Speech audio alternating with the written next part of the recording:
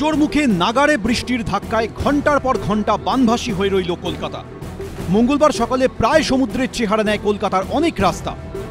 একটা সময় জলের ঢেউ পৌঁছে যায় গাড়ির জানলা অবধি। রাস্তায় বেরিয়ে চরম ভোগান্তির মুখে পড়েন সাধারণ মানুষ। বিদ্যুৎস্পৃষ্ট হয়ে চলে গেল একাধিক প্রাণ। এক রাতের বৃষ্টিতেই এই হাল। এরপর বৃহস্পতিবার আরেকটা নিম্নচাপ তৈরি হতে পারে বলে পূর্বাভাস দিয়েছে আবহাওয়া দপ্তর। এই পরিস্থিতিতে এবিপি আনন্দর সম্পাদক সুমন দেকে দেওয়া টেলিফোনিক সাক্ষাৎকারে মুখ্যমন্ত্রী জানিয়েছেন, মঙ্গলবার থেকেই সরকারি স্কুলগুলিতে পুজোর ছুটি দিয়ে দিতে নির্দেশ দিয়েছেন তিনি। বেসরকারি স্কুলগুলোর উদ্দেশ্যেও অনুরোধ জানিয়েছেন তিনি।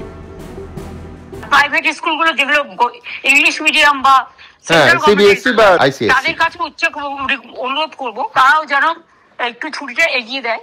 তারা যদি মনে করে শুক্রবার তারা ফ্রাইডে ছুটি দেওয়ার ঘোষণা করেছেন, ফ্রাইডে ছুটি দিতে গেলে আজকে তো মঙ্গলবার হয়ে গেল। আর এই অবস্থা, অন্তত আজকের দিনটা কালকের দিনটা তারা অন্তত ছুটি রাখুক, তারপরে 3 দিন তারা ক্লাস করুক।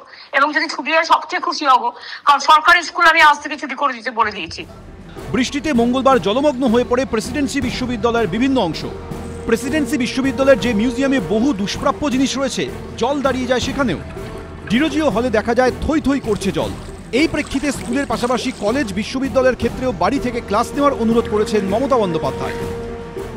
কলেজগুলো বলে দিয়েছি, ইউনিভার্সিটিকে বলেছি যদি ক্লাস করতে হয় ক্লাস মানে পুরো ফ্রম হোম যেটা করুক, ক্লাস ফ্রম হোম করুক, যেটা আগে কোভিড এর সময় করতো। অনলাইন ক্লাসের কথা বলছেন আপনি? হ্যাঁ, অনলাইন ক্লাস করুক, তার কারণ হচ্ছে তাহলে তাদের সুবিধা হবে।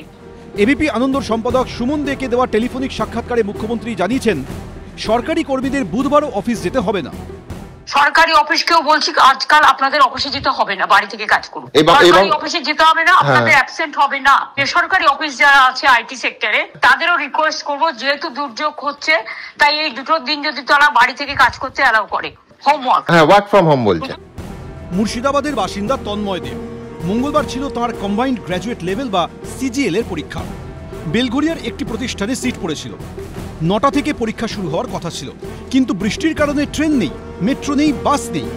এই পরিস্থিতিতে তিনি সময়ে পরীক্ষা কেন্দ্রে ঢুকতে পারেননি।